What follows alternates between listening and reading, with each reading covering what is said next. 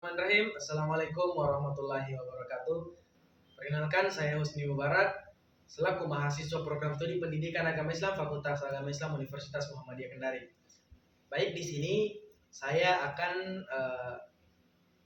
melakukan penghafalan hadis dan juga penjabaran atau syarah dari hadis merupakan tugas dari mata kuliah hadis tarbawi yang diampu oleh Ibunda Dr.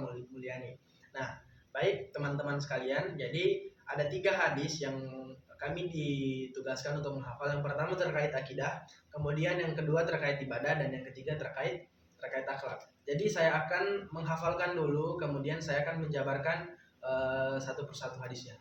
Oke, kita mulai dari hadis akidah. Bismillahirrahmanirrahim.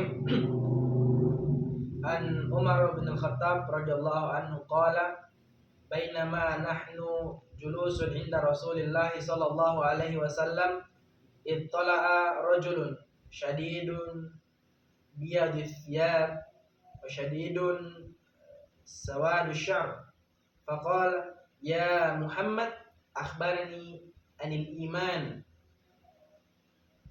faqala an tu'mina billahi wa malaikatihi wa kutubihi wa rusulihi wal yaumil akhir wa tu'mina bil qadri khairihi wa syarrihi ila akhiril hadis. Kemudian hadis yang kedua terkait ibadah. Muru auladakum bis shalah wa hum abna sab'i sinin wadribuhum 'alaiha wahum abna asyar. Dan yang ketiga hadis terkait akhlak. An Abi Hurairah radhiyallahu anhu qala Rasulullah sallallahu alaihi wasallam innama bu'ithu liutammima makarimal akhlak. Oke, baik teman-teman. Jadi itulah lafal hadisnya, kemudian saya akan terjemahkan. Nah, hadis pertama terkait akidah.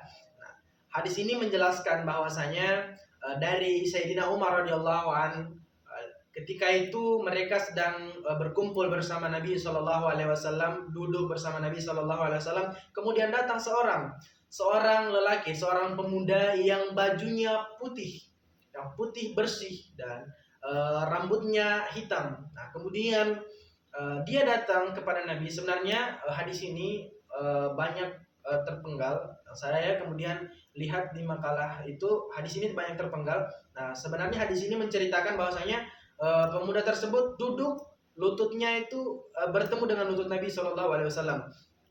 Kemudian dia bertanya, ya Muhammad, akhbarani anil iman. Nah, dia bertanya terkait apa itu iman? Kabarkan kepadaku apa itu iman. Iman. Beritahulah diriku apa itu iman. Nah, kemudian Nabi Shallallahu Alaihi Wasallam menjawab, antu'mina billah. Kamu meyakini bahwasanya Allah itu sebagai Tuhan. Antu'mina billah. Yakin kita bahwasanya Allah Subhanahu wa taala wa malaikatihi dan malaikat-malaikatnya, wa kutubihi dan kitab-kitabnya, wa rusulihi dan rasul-rasulnya, dan wa malaikatihi wa kutubihi wa rusulihi wal yaumil akhir, dan juga kita meyakini bahwasanya adanya hari akhir, serta antu'mina bil qadri khair wa syarri. Dan juga kita meyakini bahwasanya ada yang namanya qada dan qadar, ada yang namanya takdir. Ada yang baik dan juga ada yang buruk, dan harus kita imani itu teman-teman sekalian. Nah, kemudian terjemah dari hadis yang kedua itu terkait ibadah. Jadi perintahkanlah anak kalian itu untuk melakukan sholat, untuk sholat ketika mereka berusia 7 tahun. Wadribuhum, dan pukullah mereka ketika artinya ketika mereka ini enggan untuk melakukan sholat, terus kemudian tidak mau lalu meninggalkan sholat, lalu pada usia 10 tahun itu wadribuhum, lalu dipukul. Nah, kemudian hadis yang ketiga dari Abi Hurairah radhiyallahu anhu, berkata Rasulullah sallallahu alaihi wasallam bersabda bahwasanya innama bu'ithu, sesungguhnya Rasulullah sallallahu alaihi wasallam itu tidaklah diutus melainkan sebagai penyempurna akhlak daripada manusia itu sendiri. Nah, oke teman-teman, kemudian saya akan menjabarkan, saya akan menjelaskan satu persatu, saya akan mensyarahkan satu persatu hadis ini dan penerapannya dalam kehidupan sehari-hari. Nah, hadis yang pertama yang membahas akidah bahwasanya iman itu adalah kita meyakini bahwa Allah Subhanahu wa taala adalah Tuhan kita. Nah, implementasi dalam kehidupan kita sehari-hari, kita boleh saja contohnya kita mengajarkan kepada anak-anak kita, kepada teman-teman kita bahwasanya tiada Tuhan selain Allah Subhanahu wa taala. Nah, kemudian bagaimana kita mengimani malaikat-malaikatnya, bagaimana kita mengimani. Nah, itu yang kemudian kita sampaikan kepada anak-anak kita, kepada teman-teman kita. Nah, itu adalah perintah daripada tauhid itu sendiri. Kemudian kita ajarkan kepada anak-anak kita terkait tauhid bahwasanya Allah itu satu, Allah itu esa. Kemudian dikuatkan lagi teman-teman dengan ayat, dengan dalil-dalil Al-Qur'an, yakni dalil dari Quran surah Al-Ikhlas, Qul huwallahu ahad. Nah, katakanlah bahwasanya Allah itu ahad, Allah itu esa, Allah itu satu. Artinya apa? Ya tidak ada duanya. Nah, seperti itu teman-teman. Kemudian kita ajarkan kepada kerabat-kerabat kita yang masih akidahnya itu masih lemah, dasaran daripada pondasi daripada keimanan mereka itu masih gampang sekali ya. Kemudian kita berikan masukan, berikan ilmu-ilmu baru sehingga mereka itu paham bahwasanya betapa pentingnya menjaga akidah Islam itu sendiri teman-teman. Nah, kemudian bagaimana kemudian mereka mengimani bahwasanya ada rasul-rasul yang diutus, ada utusan-utusan Allah untuk kemudian mendakwahi ajaran-ajaran Allah Subhanahu wa taala dari Nabi Adam hingga Rasul terakhir Nabi Muhammad SAW. Kita harus memberikan penjelasan untuk mereka imani bahwasanya rasul-rasul itu benar-benar ada. Nah, dan mereka ini benar-benar mendakwahi kaum-kaumnya. Kemudian bagaimana kemudian kita mengimani hari akhir. Nah, lalu bagaimana kita mengimani takdir qada, ada yang baik dan juga ada yang buruk. Nah, ini adalah bentuk penerimaan kita ketika kita terkena bala, misal terkena ujian, cobaan. Nah, bahwasanya kita harus yakin bahwasanya ini sudah Allah Subhanahu wa taala gariskan dalam kehidupan saya dan saya harus terima. Nah, itu adalah bentuk penerimaan. Nah, kemudian hadis kedua yang menjelaskan terkait hal ibadah.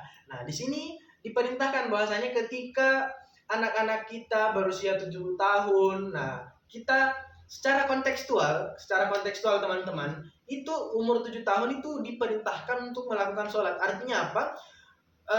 Ketika umur 7 tahun itu dia sudah tamyiz. Artinya meskipun dia belum balik, tapi dalam kaidah fikihnya itu dia sudah tamyiz. Tamyiz itu adalah mereka, anak-anak itu mampu membedakan mana hal-hal yang baik dan mana hal-hal yang buruk. Nah, baik sebenarnya teman-teman pendapat terkait tamyiz ini. Tamyiz itu apa sebenarnya? Ada yang bilang dia sudah bisa membedakan yang baik dan yang buruk. Ada yang bisa dia sudah mengenali uang itu, bagaimana uang itu. Kemudian penjelasan tamyiz itu. Nah, umur 7 tahun ini adalah bentuk bahwasanya anak-anak ketika itu mereka sudah tamyiz. Artinya barulah kita untuk perintahkan mereka untuk sholat. Nah, kemudian dalam konteks hadis tadi, wadribuhum 'alaiha wa hum abna asyar. Jadi pada usia 10 tahun teman-teman sekalian, itu bukan berarti usia 10 tahun ketika mereka meninggalkan sholat lalu kita pukul, tidak. Akan tetapi ketika dia balik, jadi bukan hanya umur 10 tahun, tapi ketika dia sudah balik lalu dia meninggalkan sholat, maka harus dipukul. Nah, pukulnya ini bukan berarti bahwasanya agama Islam itu keras. Nah, tapi bagaimana ketika peringatan ini tidak lagi didengar, maka harus ada ketegasan dari orang tua untuk menegasi anaknya bahwasanya ini adalah perintah Allah Subhanahu wa taala. Nah, secara itu tadi secara kontekstual kalau kita pahami bahwasanya pukulan di situ adalah kita memukul anak-anak kita. Nah, tidak masalah ketika kita maknai seperti itu, tapi ada bagian-bagian yang kemudian tidak boleh dijangkau oleh kekerasan teman-teman. Nah, itulah penjabarannya. Nah, itu kemudian dalam implementasi kehidupan sehari-hari kita memerintahkan anak-anak kita. Kemudian ketika perintah ini tidak didengarkan lagi, maka ada ketegasan kemudian yang dilakukan oleh orang tua untuk mendidik anaknya supaya menjadi generasi-generasi yang islami. Nah, kemudian penjelasan hadis yang ketiga terkait akhlak. akhlak teman-teman. Kalau kita berbicara masalah akhlak dalam hadis yang saya angkat tadi terkait bahwasanya innama bu'itsu liutammima karimal akhlak, kata Nabi Shallallahu alaihi wasallam, bahwasanya Nabi Shallallahu alaihi wasallam itu tidaklah diutus kecuali untuk menyempurnakan akhlak manusia, dalam artian luas bahwasanya Rasulullah diutus bukan hanya untuk kalangan Arab saja, tapi seluruh manusia, cakupannya universal. Ini untuk bagaimana kemudian mampu meniru akhlak Nabi Shallallahu alaihi wasallam. Nah, artinya adalah ketika hal-hal itu tidak lagi sesuai dengan syariat Islam, maka akhlak ini harus kemudian teman-teman sekalian kemudian diikuti akhlak Rasulullah Shallallahu alaihi wasallam. Nah, bagaimana kemudian apa sebenarnya manfaat ketika kita berakhlak, bagaimana implementasinya? Nah, implementasinya adalah kita kemudian meniru akhlak Nabi, bagaimana Nabi berjalan, bagaimana Nabi tidur, bagaimana Nabi minum, makan dan lain sebagainya. Nah, lalu menjadi pertanyaan, saya kan tidak tahu Nabi makan bagaimana, tidur bagaimana. Nah, ada satu rekomendasi kitab teman-teman untuk kalian baca, kemudian bisa menjadi landasan kita untuk meniru akhlak Nabi Shallallahu alaihi wasallam. Jadi kitabnya judulnya Syama'ilul Muhammadiyah. Nah, ini adalah kumpulan hadis dari, kalau saya tidak salah, musannifnya itu Imam At-Tirmidzi. Nah, kitab ini menjelaskan akhlak Nabi. Nah, dari bangun tidur sampai tidur lagi teman-teman, bagaimana akhlak Nabi ketika makan, minum dan lain sebagainya. Jadi kita ketika mau meniru Nabi itu harus ada landasannya teman-teman. Nah, menjadi landasannya itu tadi kita menggunakan kitab Syama'ilul Muhammadiyah. Nah, salah satunya saya teman-teman, ketika teman-teman punya kitab yang menjadi rujukan itu tidak masalah teman-teman. Nah, yang penting dia berlandaskan hadis Nabi Shallallahu alaihi wasallam. Nah, begitu. Ketika kita memberikan implementasi akhlak itu, maka kita akan didekati oleh banyak orang, kemudian kita menjadi rendah hati, tidak sombong, kemudian kita jujur terhadap orang. Nah, tidak lagi berbohong. Nah, seperti itu teman-teman sekalian. Jadi ada 3 poin intinya tadi, bahwasanya terkait hadis dari akidah, hadis ibadah, dan juga hadis akhlak. Yumkin hakadha minni, syukran ala ihtimamikum, billahi fi sabilillah fastabiqul khairat. Assalamualaikum warahmatullahi wabarakatuh. Oke, bye bye teman-teman.